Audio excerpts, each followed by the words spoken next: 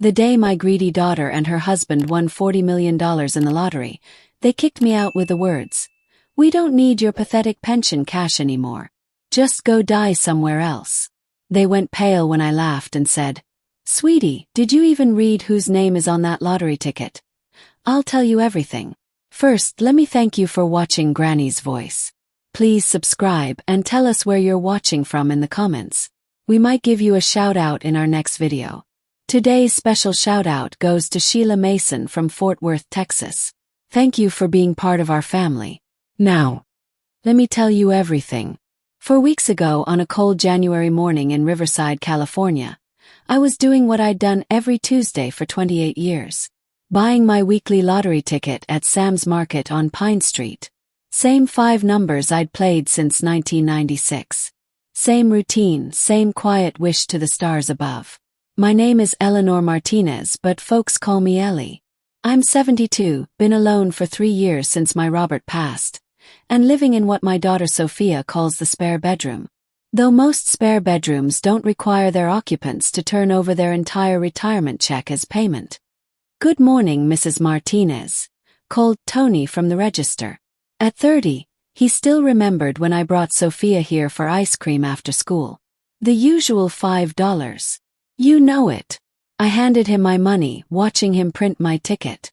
Those numbers 8, 19, 27, 36 with Megaball 12 meant everything to me. 8 for the month I met Robert. 19 for the day Sophia took her first steps.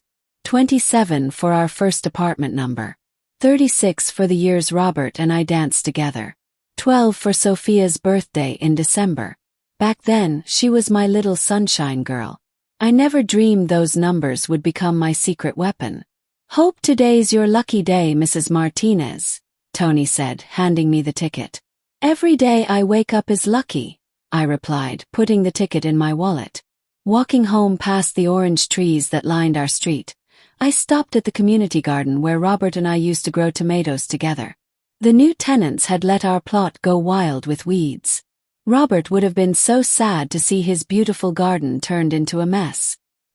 He always said, "Ellie, we plant seeds with love and tend them with patience. That's how good things grow." The sadness hit me that I was now living with the seed we'd planted and tended together. And Sophia was treating me like something that needed to be pulled up and thrown away. Sophia's red truck was parked outside when I got to their house. Through the living room window, I could see her talking loudly on her phone, waving her hands around like she always did when she was upset about money. She worked at the bank downtown but never seemed to have enough cash for anything she wanted. I walked in through the front door, hanging my jacket on the coat rack where Sophia used to hang her school backpack all those years ago. "Ellie, that you?"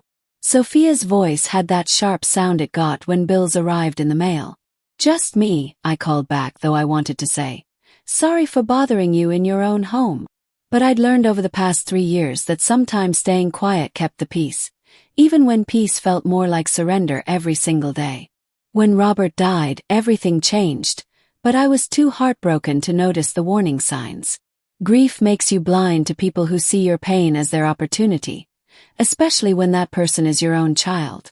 Robert's funeral was on a Wednesday in January 2022.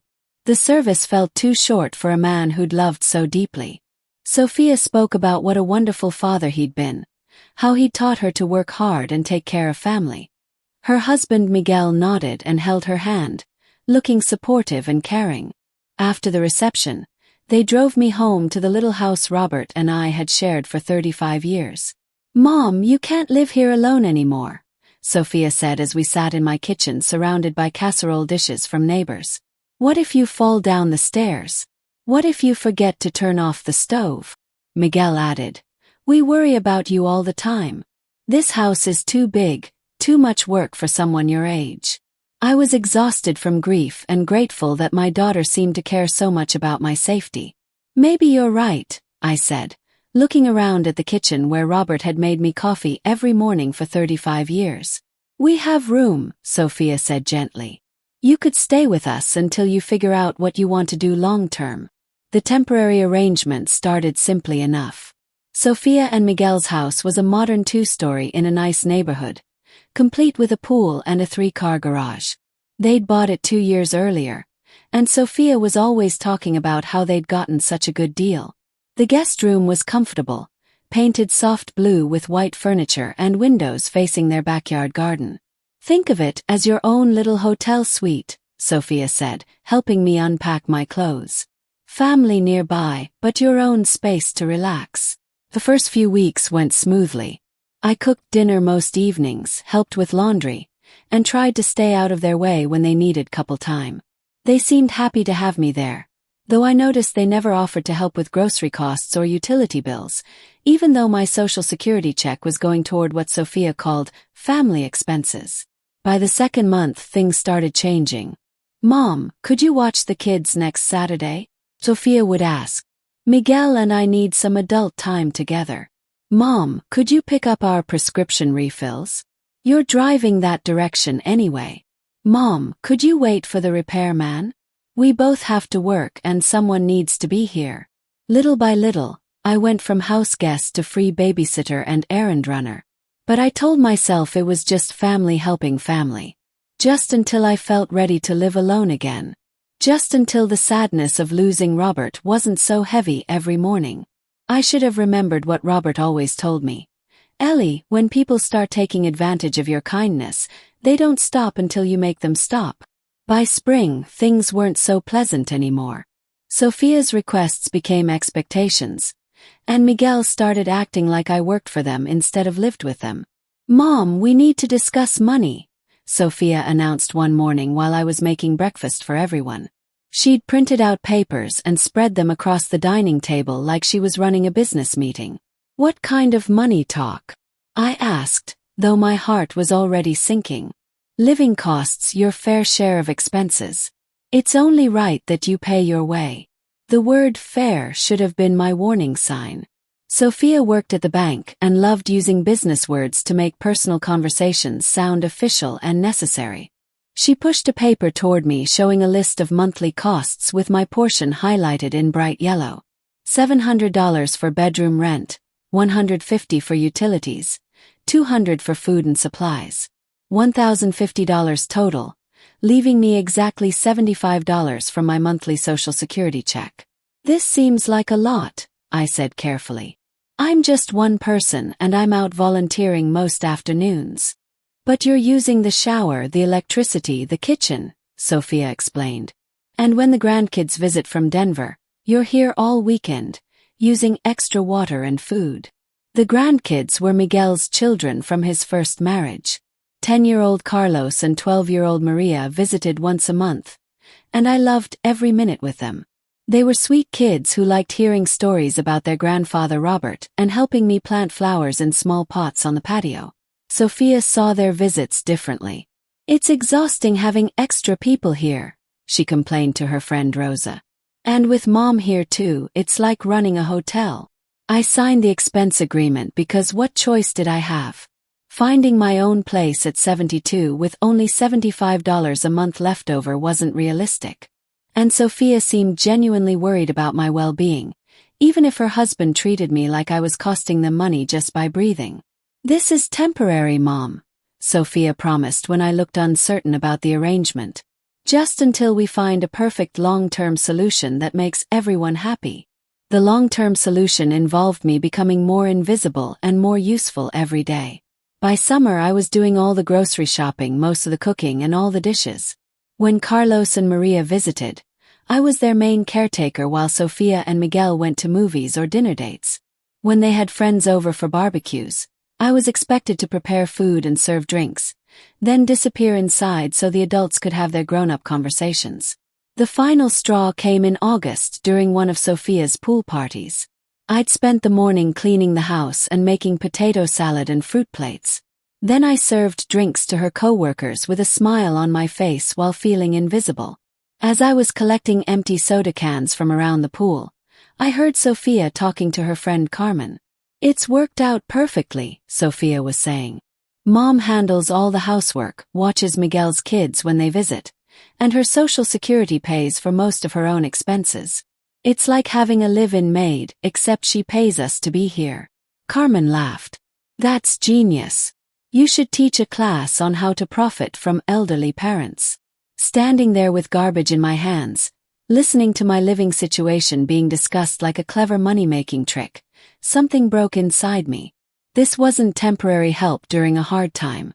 This wasn't family taking care of family through grief. This was me being used, plain and simple. But I didn't say anything that afternoon. I just threw away the trash, wiped down the patio furniture, and went to my room. After all, I still had my Tuesday lottery ticket to look forward to. And sometimes when you're patient, life has a way of settling old scores. September brought talk of converting the garage into an apartment for me. Sophia presented this like it was a wonderful gift, complete with sketches she'd drawn on napkins. You'll have your own entrance, your own bathroom, almost like your own house, she explained, showing me her plans.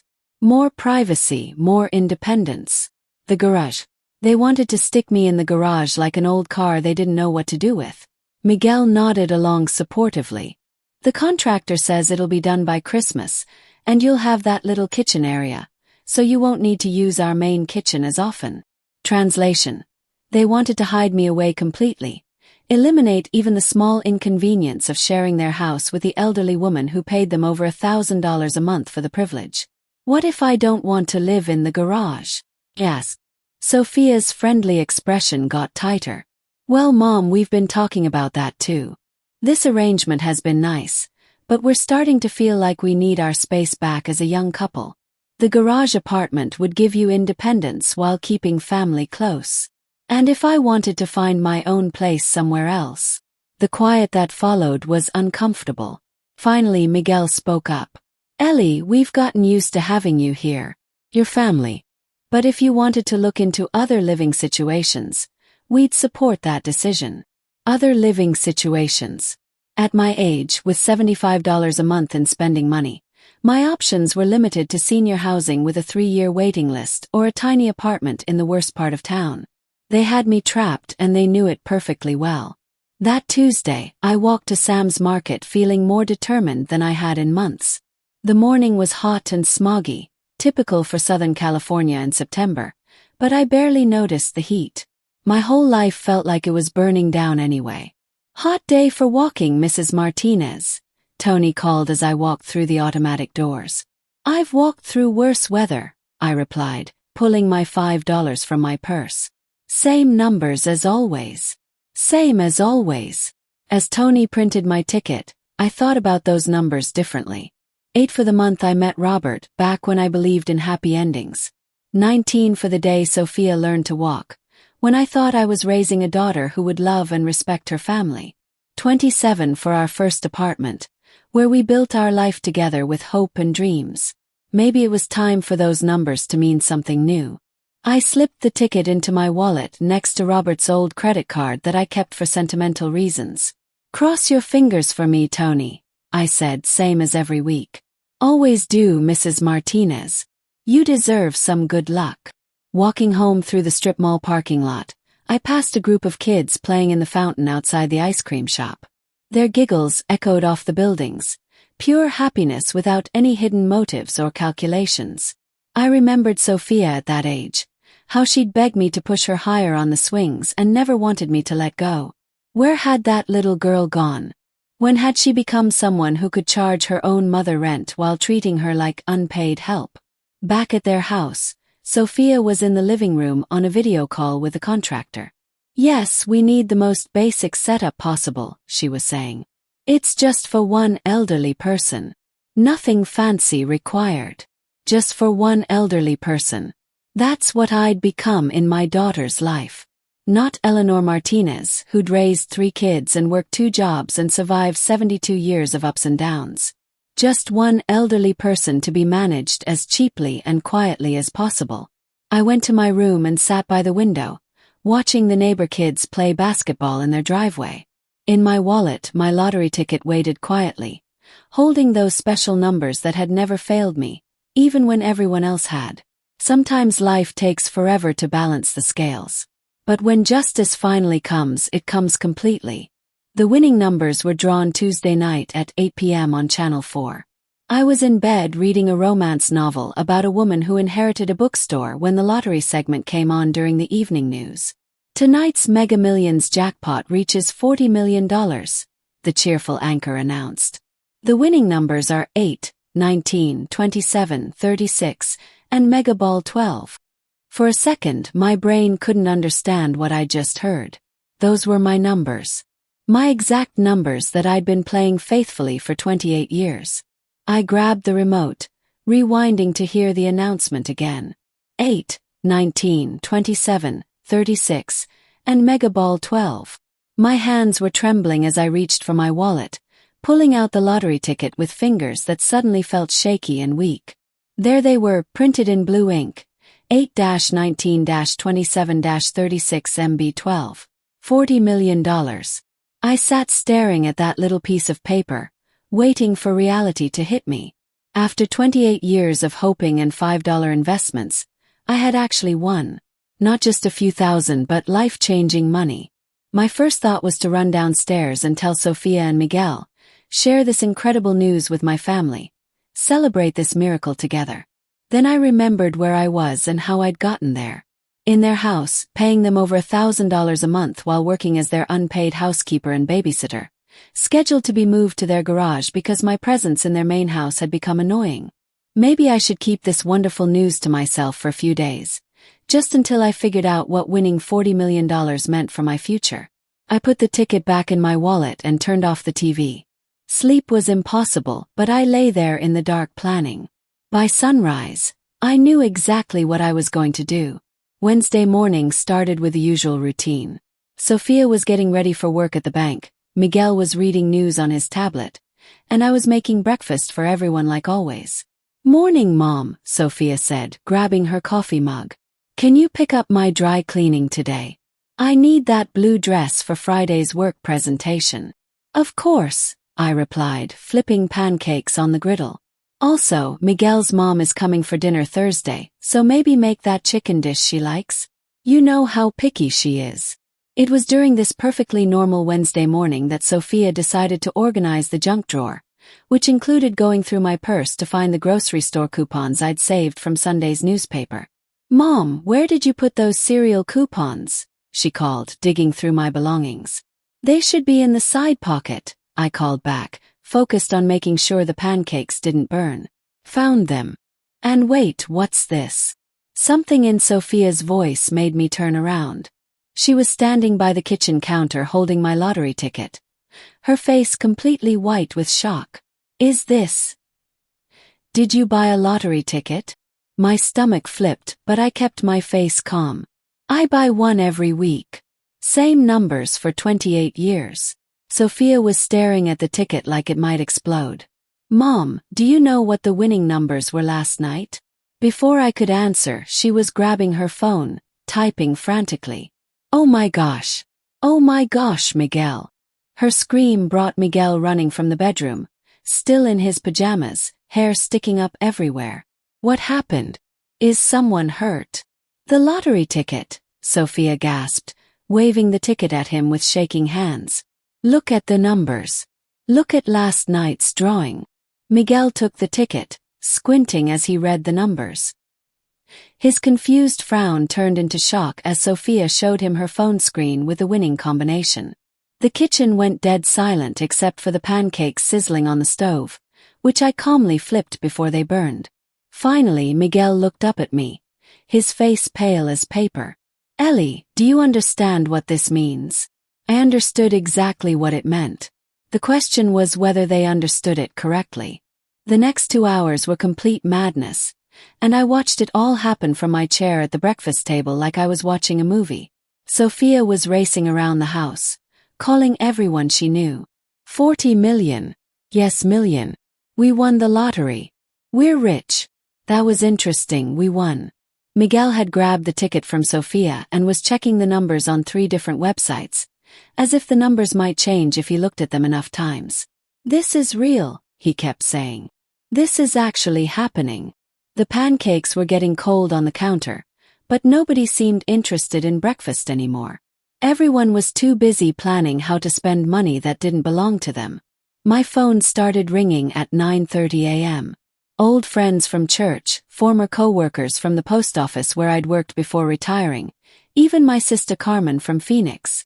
Everyone wanted to congratulate me, share my excitement, and naturally ask what I planned to do with all that money. What I planned to do was have a conversation with Janet Williams, the lawyer Robert and I had used for our wills and insurance papers. Janet was expecting me at noon, and I was looking forward to our chat. "Mom, you can't leave right now," Sophia said, blocking the front door as I tried to leave with my car keys. "There are news people outside.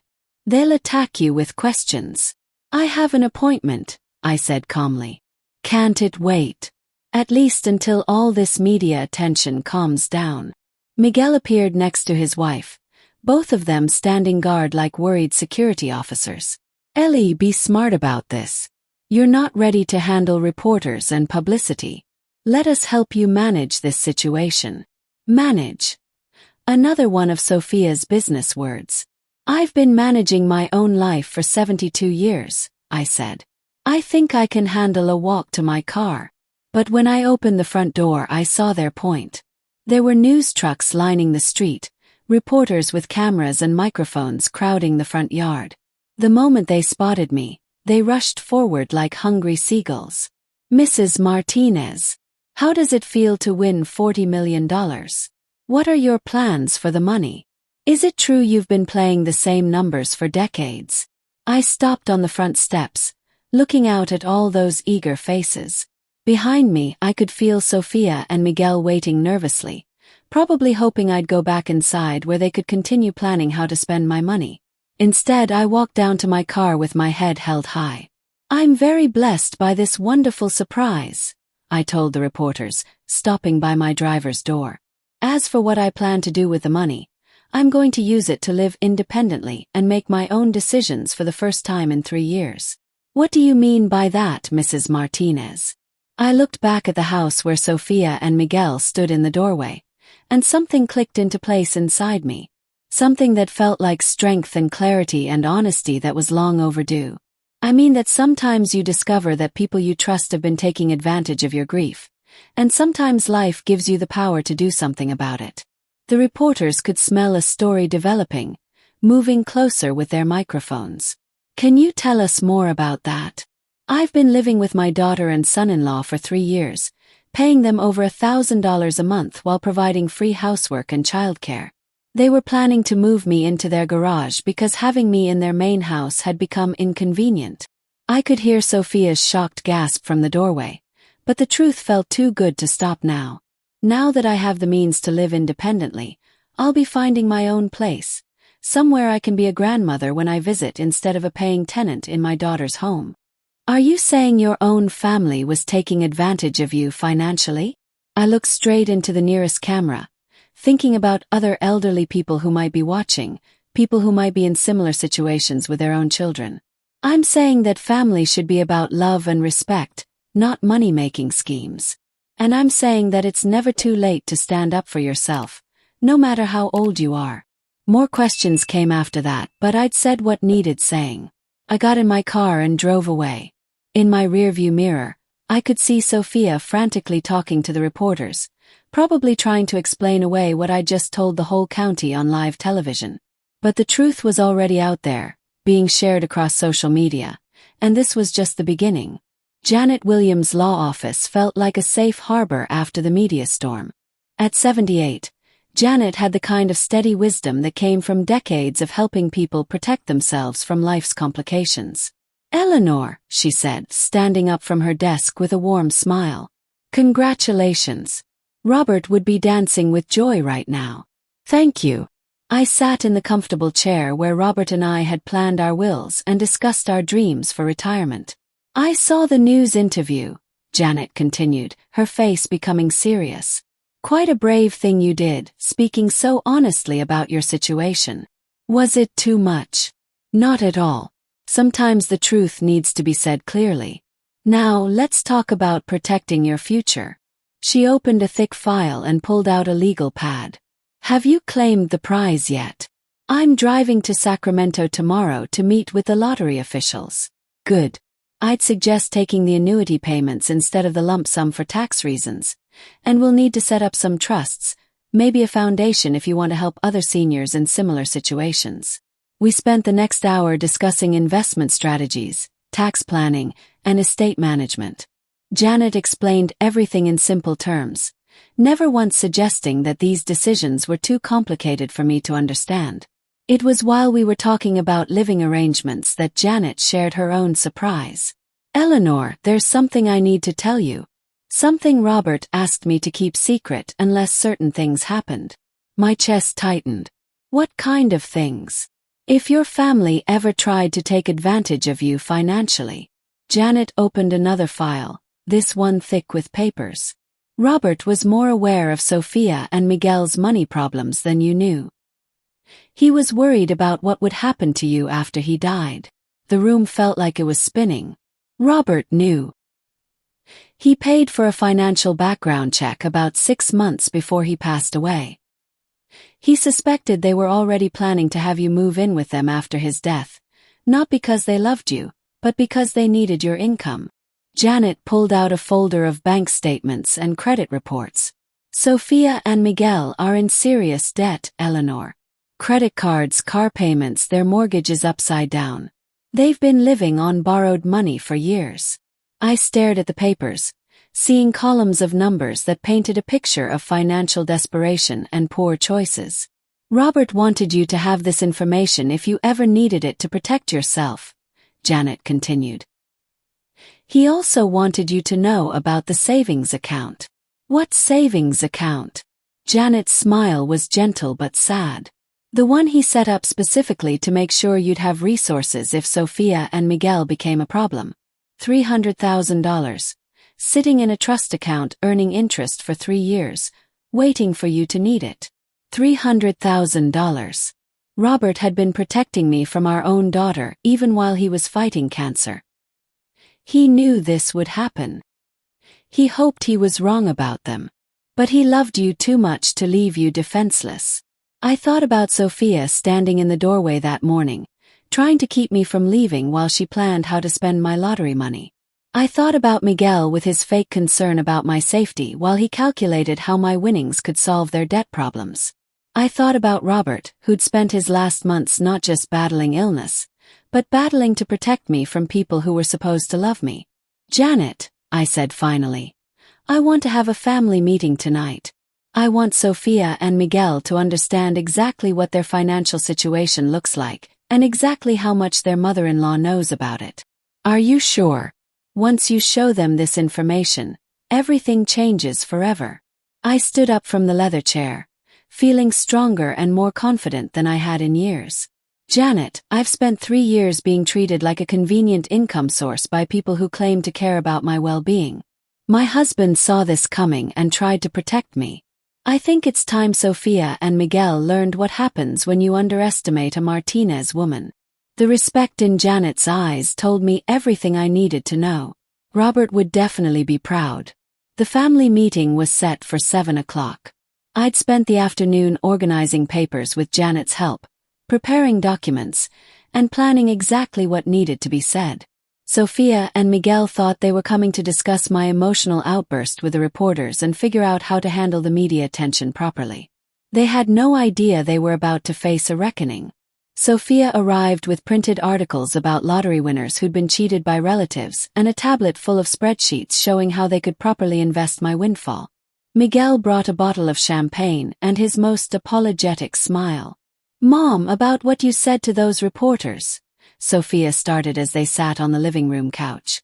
"We understand you were overwhelmed by everything." "I wasn't overwhelmed," I said quietly. "I was finally being honest." Miguel opened his laptop with practiced efficiency.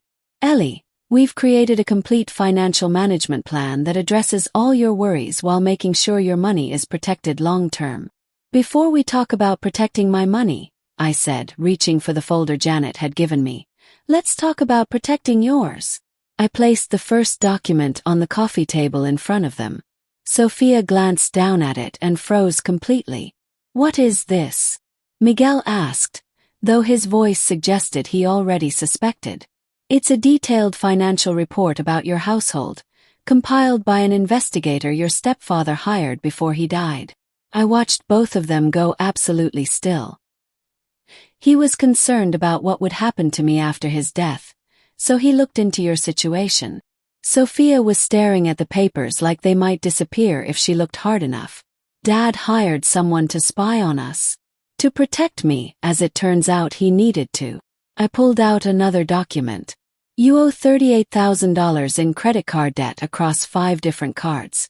Your mortgage is underwater by $25,000. You have car loans totaling $15,000. And Miguel, your construction business has been losing money for 6 months. Miguel's professional confidence disappeared completely. How dare you invade our privacy? The same way you invaded mine when you decided I was too senile to manage a lottery ticket I bought with my own money. I kept my voice steady, almost friendly.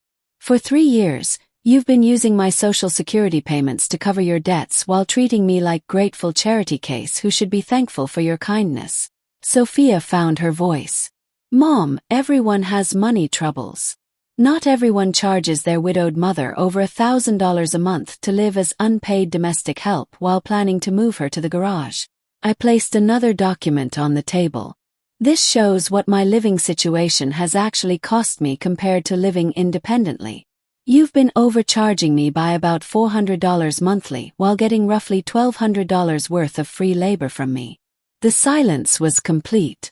That's over $1,900 you've been taking from me every month, I continued. Over $68,000 in 3 years, from your own mother while you planned to stick me in your garage like an old lawnmower. Sophia was crying now, but I noticed they were the kind of tears people cry when they get caught, not when they feel sorry. We never meant it to be like that, Miguel said desperately. We just needed help, and you were family and you thought I was too old and too lonely to figure out what you were doing. I stood up, feeling lighter than I had in years. But Robert knew. He saw right through both of you, and he made sure I'd have the tools to protect myself when I finally realized what was happening. I placed the final document on the table. This is information about a trust fund Robert set up for me 3 years ago. $300,000 earning interest, waiting for me to need it. Sophia was shaking her head like she could make reality go away. I don't understand. Dad never said anything.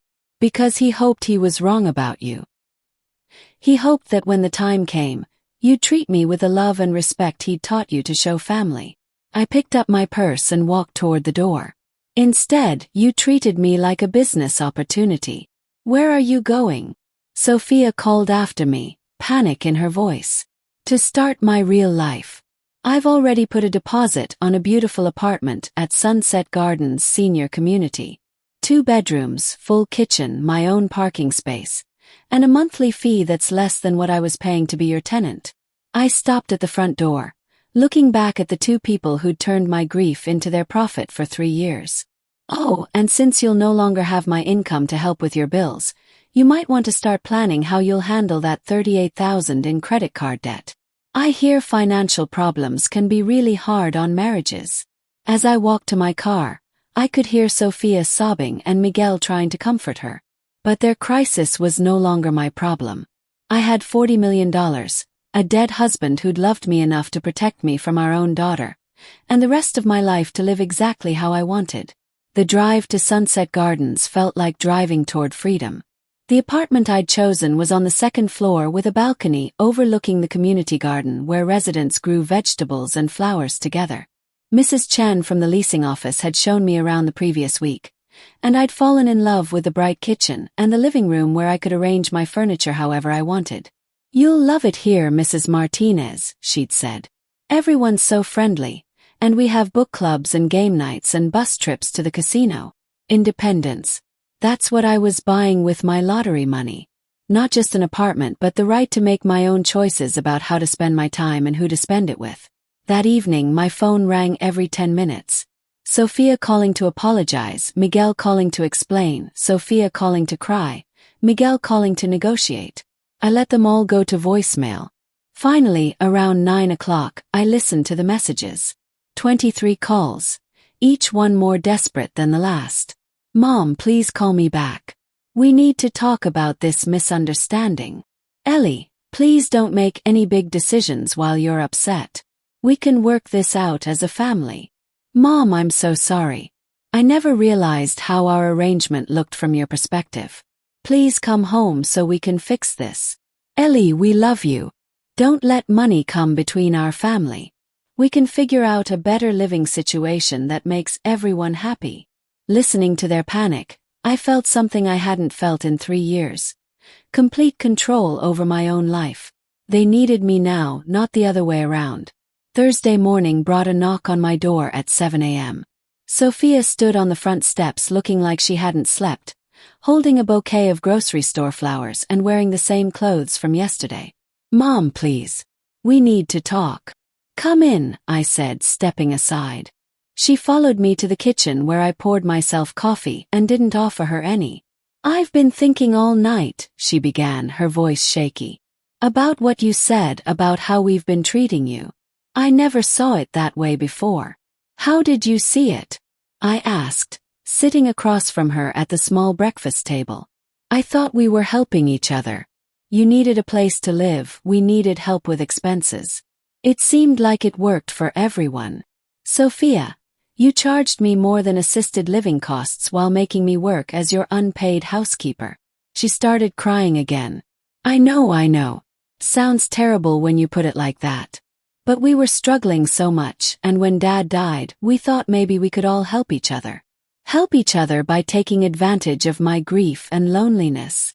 The words came out harder than I intended, but they needed to be said. By planning to move me to your garage so I'd be completely out of your way. Sophia wiped her eyes with a tissue. The garage apartment was supposed to be nice. More privacy for you. Sophia, stop lying to yourself and to me. You wanted me hidden away because having your mother in your house was embarrassing when your friends came over. She broke down completely then, sobbing into her hands like a child who'd been caught stealing candy. We're going to lose the house, Mom. Without your rent money, we can't make the mortgage payments. The credit cards are maxed out, Miguel's business is failing, and I don't know what we're going to do. I sat there watching my daughter fall apart, feeling a mixture of sadness and anger and something that might have been relief. Sophia, what did you think would happen when you got old? What do you mean? Did you think you'd always be young and strong and able to take care of yourself? Did you think you'd never need help or kindness or understanding from your children? She looked up at me with red, swollen eyes. I never thought about it. Well, maybe you should start thinking about it. Because the way you treat elderly people today is how your children will learn to treat you tomorrow. I stood up and walked to the window, looking out at the orange trees that were just starting to bloom. Your father spent his last months trying to protect me from you. Do you understand how heartbreaking that is? He was dying, and instead of focusing on his own peace, he was worried about his wife being mistreated by his own daughter. Sophia's sobs got louder. I'm sorry, Mom. I'm so sorry. We never meant to hurt you. But you did hurt me. Every month when you took my money. Every time you treated me like hired help. Every time you made plans for my life without asking what I wanted. I turned back to face her. And now you're sorry because you got caught, not because you realized what you were doing was wrong. That's not true, she protested weakly. I love you. Sophia. Love isn't charging someone you care about more money than they can afford while making them work for free. Love isn't planning to hide someone in your garage because they're inconvenient. Love is what your stepfather did when he protected me even though he was dying. The kitchen fell silent except for Sophia's sniffling. What can I do to fix this? She asked finally. You can start by learning that actions have consequences. You can stop pretending that taking advantage of people is the same as helping them. And you can figure out how to solve your money problems without exploiting elderly relatives. I walked to the front door and opened it. But mostly, you can leave me alone to enjoy my new life. Sophia stood up slowly, clutching her tissue. Are you really never coming back? I'm moving to Sunset Gardens on Saturday. You're welcome to visit me there like a normal daughter visiting her mother, instead of a landlord checking on her tenant. As Sophia walked to her car, she turned back one more time. Mom, what about the lottery money? What about helping family?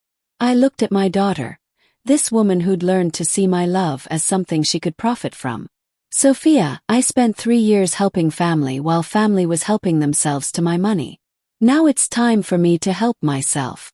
Friday brought more desperate phone calls and text messages. Miguel left a voicemail explaining that they'd only been trying to create a mutually beneficial living arrangement. Sophia sent a text saying she'd talked to a financial counselor about getting their debt under control. But the most interesting call came from Sophia's bank manager, who'd apparently heard about our family drama through the local news coverage. Mrs. Martinez, this is Patricia from First National Bank. I'm calling because your daughter Sophia works here. Yes, I know where she works. Well, I wanted you to know that Sophia has been telling everyone at work that she won $40 million in the lottery. She's been making plans to pay off debts and talking about buying a new house. I thought you should know since the news said you were the actual winner. Interesting. Even after being confronted with the truth, Sophia was still telling people that the money belonged to her. That afternoon, I drove to the bank and asked to speak with Patricia in person. Patricia turned out to be a woman about Sophia's age with kind eyes and a firm handshake. Mrs. Martinez, I probably shouldn't have called you, but Sophia has been acting so strange all week. She actually asked me about getting a loan advance against lottery winnings, which isn't something we can do. She asked for a loan advance on money that isn't hers. She seemed very confident that the money would be available soon. She said it was just a matter of paperwork and family logistics. Family logistics. Sophia was still scheming. Patricia, would it be possible for you to let Sophia know that I'll be moving my accounts to a different bank? One that doesn't employ people who might have access to my financial information. Patricia's eyes widened with understanding. Of course, Mrs. Martinez. And I think I should mention that Sophia has been asking a lot of questions about elderly banking procedures and financial guardianship laws this week. My blood ran cold. Financial guardianship. Sophia was researching ways to take control of my money legally. The sweet apologies and desperate phone calls were just buying time while she figured out how to get my winnings anyway. I thanked Patricia and drove straight back to Janet's office. We have a problem, I told her, explaining about Sophia's research into guardianship laws. Janet's expression grew serious. Eleanor, we need to move quickly. If Sophia is planning to challenge your mental competency, we need to establish clear documentation of your sound judgment before she can file any legal papers. What kind of documentation? Medical evaluations, cognitive assessments, character witnesses. We need to build an ironclad case that you're perfectly capable of managing your own affairs. The next day, I spent 6 hours at the medical center getting every test Janet had recommended. Blood work, cognitive assessments, psychological evaluations, even a brain scan to rule out any signs of dementia or mental decline. Dr. Peterson, who'd been my physician for 15 years, was happy to provide written testimony about my mental sharpness. Eleanor, you're one of the most mentally acute patients I have, he said, signing the evaluation forms. Your daughter would have a very hard time convincing any judge that you're incompetent. Saturday morning arrived with moving trucks and new beginnings. I'd hired professional movers to pack up my belongings from Sophia's house and transport them to my new apartment. Sophia and Miguel stood in their driveway watching like mourners at a funeral as my life was loaded into boxes and carried away. Mom, please reconsider, Sophia called as the movers loaded my dresser. We can work this out. We can change the financial arrangement, give you more space, treat you better. You had 3 years to treat me better, I replied. You chose to treat me like a source of income instead. Miguel stepped forward. Ellie, what about forgiveness? What about family? I looked at this man who'd helped plan my exile to the garage while calculating how to spend my lottery winnings. Miguel, forgiveness is for people who are sorry for what they did wrong. You're not sorry for mistreating me. You're sorry you got caught. The last box was loaded and I walked to my car. What about the lottery money? Sophia called desperately. What about helping your family? I turned back one final time. Sophia, I am helping my family. I'm helping myself. which is something I should have done 3 years ago. The drive to Sunset Gardens felt like driving into a new life. Mrs. Chen met me at the entrance with a warm smile and my apartment keys. "Welcome home, Mrs. Martinez. Your neighbors are excited to meet you." When had I last felt like I had a real home? The apartment was perfect, bright and cheerful, with my furniture arranged exactly how I wanted it. That evening, I sat on my new balcony watching the sunset paint the sky orange and pink. My phone rang Sophia again, but I didn't answer. I was too busy planning my future. $40 million would buy a lot of independence, a lot of peace, and maybe even a little justice for other elderly people in situations like mine. Robert always said that good things come to those who wait, but great things come to those who stand up for themselves. Sunday brought visitors I actually wanted to see. Carlos and Maria arrived with Miguel's sister Rosa, who'd driven them down from Denver for the weekend. "Grandma Ellie." Maria hugged me tight. "We saw you on the news. You're famous. And rich," Carlos added with 10-year-old excitement. Rosa pulled me aside while the kids explored my new apartment. "Ellie, I need to apologize for my brother and Sophia. What they did to you was wrong, and I'm ashamed I didn't speak up sooner." "You knew." "I suspected. Miguel kept talking about how convenient it was having you pay rent and help with everything. I should have said something, but I didn't want to cause family drama." Rosa's honesty was refreshing after days of Sophia's lies and manipulation. "Well, the drama happened anyway," I said. "But I'm grateful you brought the children to see me." We spent the afternoon playing board games and sharing stories. Carlos helped me plant herbs on my balcony while Maria taught me how to use the video calling app on my phone. "Now you can call us whenever you want, Grandma," she said. "And we can visit you here instead of at Sophia's house. Would you like that better?" "Yes. Way better," Carlos said immediately. "Sophia always acts stressed when we're there, like we're causing problems. And she makes you do all the work while she complains about us being too loud."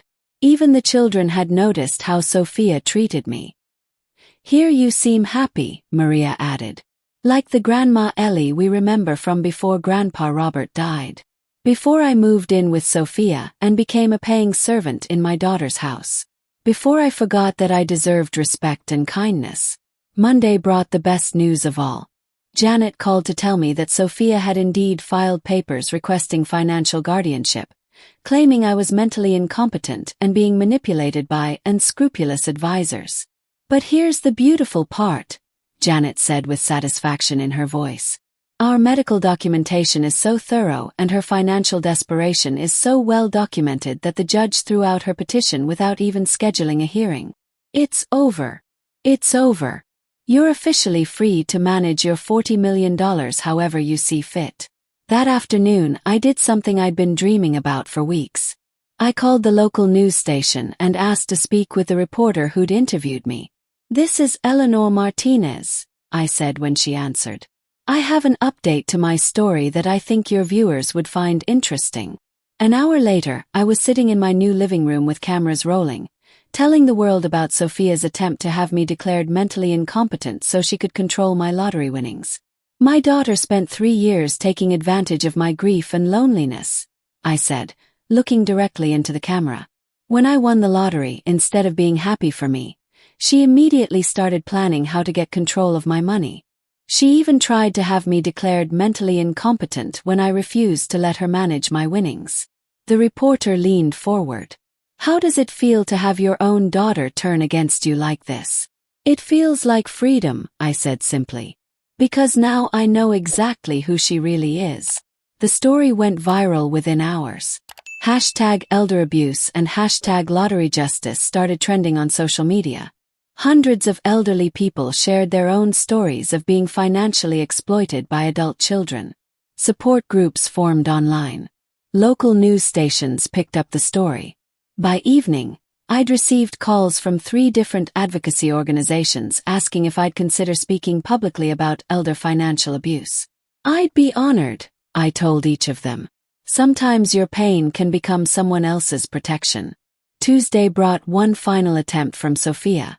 She arrived at my apartment with Miguel, both of them dressed nicely like they were going to church. "Mom, we've been to counseling," Sophia announced as I let them into my living room. "We understand now that we hurt you, and we want to make things right." "What does making things right look like?" I asked, curious to hear their latest plan. Miguel cleared his throat. "We want to pay you back every penny you gave us over 3 years, plus interest." "With what money?" "According to Robert's investigation, you're broke." Sophia's face reddened. "We'll figure it out. Get second jobs, sell the house, whatever it takes." "And then what? You think paying me back erases 3 years of treating me like garbage?" "We were hoping," Miguel said carefully, "that maybe you could loan us some money to get back on our feet. As family." I started laughing then, really laughing for the first time in months. "You want me to loan you money after everything you've done?" "Not loan," Sophia said quickly. "Invest. We could start Miguel's business properly, pay off our debts, and then pay you back with profits." I looked at my daughter, this woman who'd spent 3 years bleeding me dry, and felt nothing but pity. "Sophia, do you remember what your stepfather used to say about planting seeds?" She nodded, confused. "He said you plant with love and tend with patience." "That's right. Well, for 3 years you planted greed and tended it with selfishness. Now you get to harvest what you grew." I walked them to the door. "I'll be using my money to help elderly people who are being taken advantage of by their families. People like me who trusted the wrong people with their hearts and their wallets." "Mom, please," Sophia begged one last time. "We're your family." "No," I said, opening the door. "Family doesn't exploit each other.